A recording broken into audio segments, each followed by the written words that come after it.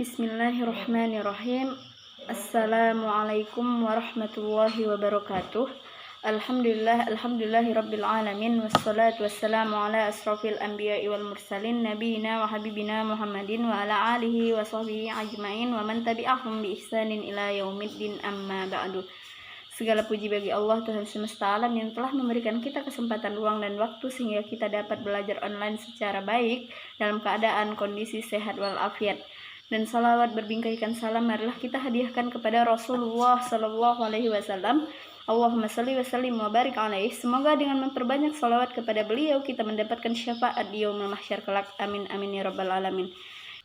Baiklah, adapun tujuan saya berada di hadapan saudara-saudari sekalian ialah saya ingin menyampaikan beberapa materi tentang isi makalah kami yang mengenai tentang mafhum mufaqoh dan mafhum mukhalafah dengan dosen pengampunya Umi Ade Irma, yang makalah ini kami susun dari kelompok 13, yaitu dari Abangda Rahim Syahputra Marpaung, Safril Gunawan Damanik, dan saya sendiri Rahmadani Simatupang, Abangda Febrian Dika Sembiring, dan Abangda Rahman Kurniadi. Baiklah, saya akan menjelaskan beberapa poin-poin pentingnya saja mengenai seputar isi makalah kami. Adapun pengertian mafhum muwafaqah, ialah mafhum adalah pengertian yang ditunjukkan oleh lafal tidak tempat pembicaraannya, tidak di tempat pembicaraan tetapi dari pemahaman terhadap ucapan tersebut, seperti firman Allah Subhanahu wa taala dalam Quran surah Al-Isra ayat 23 yang artinya, maka janganlah kamu katakan kepada kedua orang tua bapak ibumu atau kedua ibu bapakmu perbuatan yang keji. Dalam ayat tersebut terdapat pengertian mafhum yang tidak disebutkan, yaitu memukul dan menyiksanya juga dilarang. Karena lafal-lafal yang mengandung pemahaman yang sama terhadap arti dari ayat tersebut, pemahaman yang diambil dari segi pembicaraan yang tidak nyata disebut mafhum. Adapun yang disebut dalam dilalah mafhum adalah artinya gini: petunjuk lafal bahwa hukum dari lawan yang disebut berlawanan dengan hukum yang disebut. Mafhum muwafaqah yaitu artinya petunjuk lafal yang bersamaan antara hukum yang tidak disebut dengan hukum yang disebut. Jadi mafhum muwafaqah adalah pengertian yang bisa dipahami sesuatu menurut ucapan lafal yang disebutkan. Yang mafhum muwafaqah dapat dibagi dalam beberapa pemahaman, yaitu pertama fahwal kitab yaitu apabila yang dipahamkan lebih utama hukumnya daripada yang diucapkan, seperti memukul orang tua lebih tidak boleh hukumnya dengan firman Allah Subhanahu wa taala yang artinya, janganlah kamu katakan kata-kata yang keji kepada kedua orang ibu bapakmu. Kata-kata keji saja tidak boleh, dilarang apalagi memukulnya.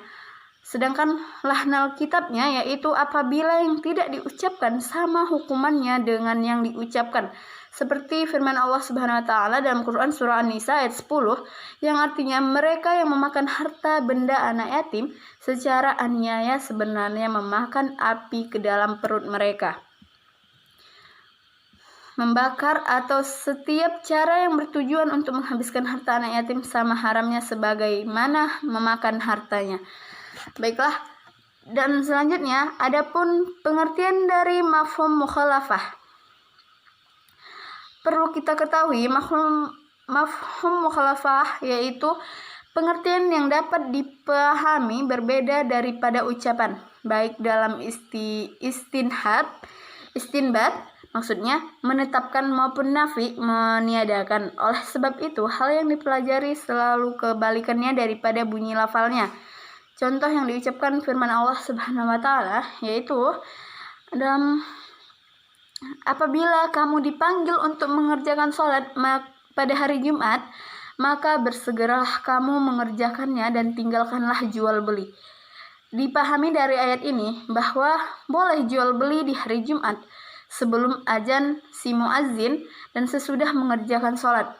Sedangkan mafhum mukhalafah ini dinamakan juga dalil khitab yang nas syaraknya tidak mempunyai dalalah atas hukum menurut mafhum mukhalafah. Apabila nas syarak menunjukkan atas hukum suatu tempat atau objek yang dibarisi dengan suatu batasan, seperti jika di tempat objek itu mempunyai sebuah sifat atau diberi syarat dengan suatu syarat, atau dibatasi dengan suatu batasan, atau dibatasi dengan bilangan, maka hukum nas atau tempat objeknya telah dapat nyata di dalamnya batasan tersebut.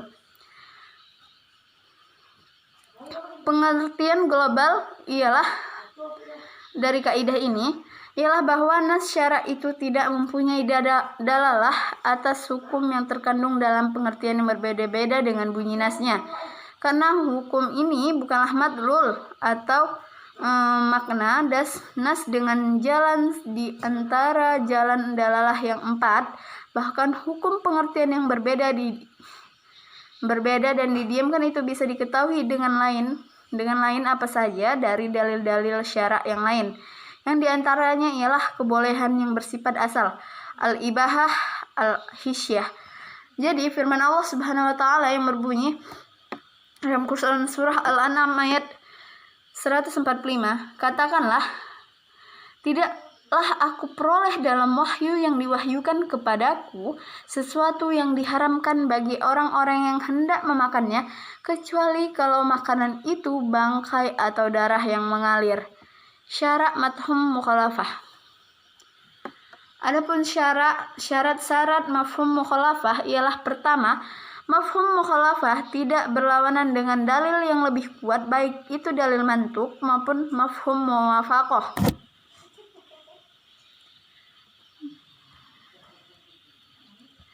Yang kedua, yang disebutkan mantuk bukan suatu hal yang biasa terjadi. Contohnya seperti ini. Dalam Quran surah An-Nisa ayat 23, dan anak-anak istrimu yang ada dalam pemeliharaanmu. Dan perkataan yang ada dalam pemeliharaanmu tidak boleh dipahamkan bahwa yang tidak ada dalam pemeliharaan boleh dikawini. Perkataan itu disebutkan sebab memang biasanya anak tiri dipelihara ayah tiri karena mengikuti ibunya. Yang ketiga, yang disebutkan atau mantuk bukan dimaksudkan untuk menguatkan suatu keadaan. Contoh dalam Quran dalam hadis, orang Islam ialah orang yang tidak mengganggu orang-orang Islam lainnya, baik dengan lisan maupun dengan tangannya. Dengan perkataan orang-orang Islam atau muslimin tidak dipahamkan bahwa orang-orang yang bukan Islam boleh diganggu, sebab dengan perkataan tersebut dimaksudkan alangkah pentingnya hidup rukun dan damai di antara orang-orang Islam sendiri. Dan yang keempat, yang disebutkan mantuk berdiri sendiri, tidak mengikuti pada yang lain. Contoh dalam Quran surah Al-Baqarah ayat 187, janganlah kamu campuri mereka istri-istrimu padahal kamu sedang beriktikaf di masjid. Tidak dapat dipahamkan kalau tidak beriktikaf di masjid boleh dicampuri. Adapun macam-macam mafhum mukhalafah. Yang pertama yaitu mafhum sifat atau wasfi, yaitu menghubungkan hukum sesuatu kepada salah satu sifatnya, seperti firman Allah Subhanahu wa taala yang artinya maka hendaklah bebaskan seorang budak hamba sahaya yang mukmin, seperti pula pada contoh berikut, dan diharamkan bagimu istri anak kandung menantu. Sedangkan mafhum ilat yaitu menghubungkan hukum sesuatu menurut ilatnya, contoh mengharamkan minuman keras karena memabukkan.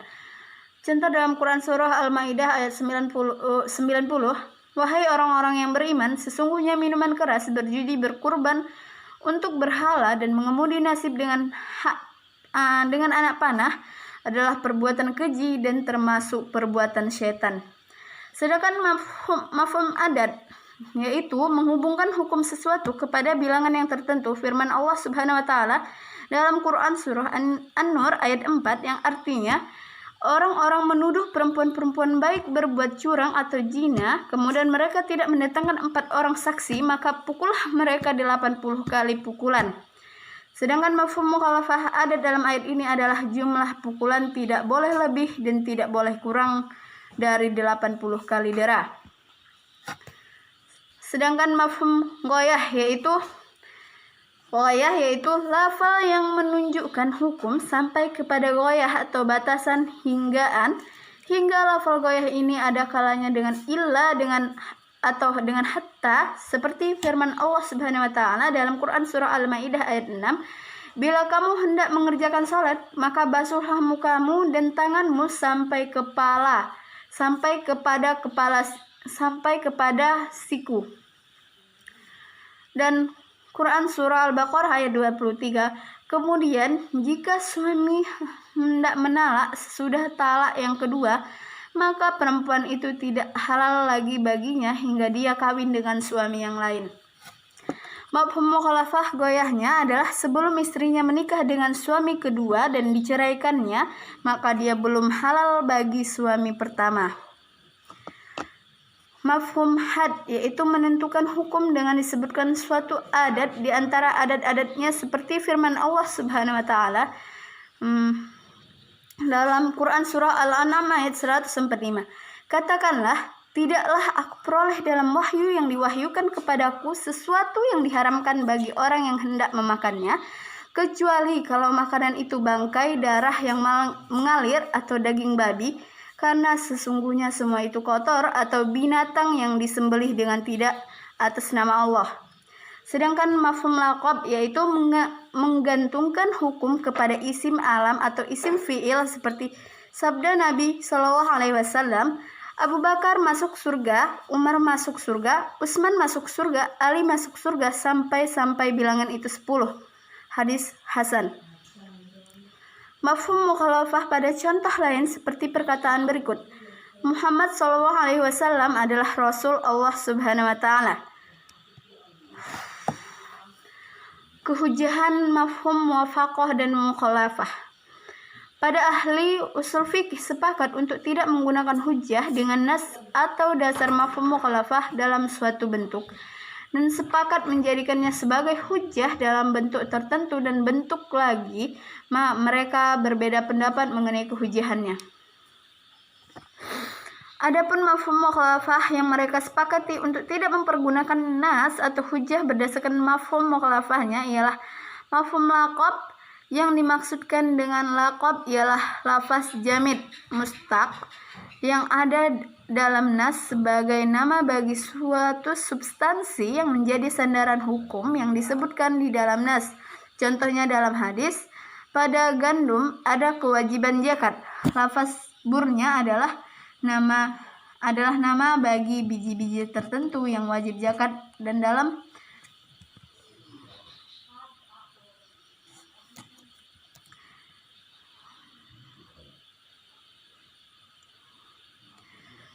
hadis pada kambing ada kewajiban zakat. Lafaz ganam kambing adalah nama bagian binatang tertentu yang wajib zakat, tidak bisa dipahami baik menurut bahasa, menurut syarak maupun menurut adat kebiasaan. Adapun bentuk mafhum mukhalafah yang mereka sepakati untuk mereka pergunakan sebagai hujjah, maka ia adalah mafhum sifat atau mafhum syarat, mafhum ahad hitungan, atau mafhum ghayah batasan maksimal, dan selain nas syar'iyah. Maksudnya ialah dalam berbagai perjanjian antara mereka yang mengadakan perjanjian di tasyruf mereka, perkataan manusia, ungkapan para pengarang dan peristilahan para ahli fiqh.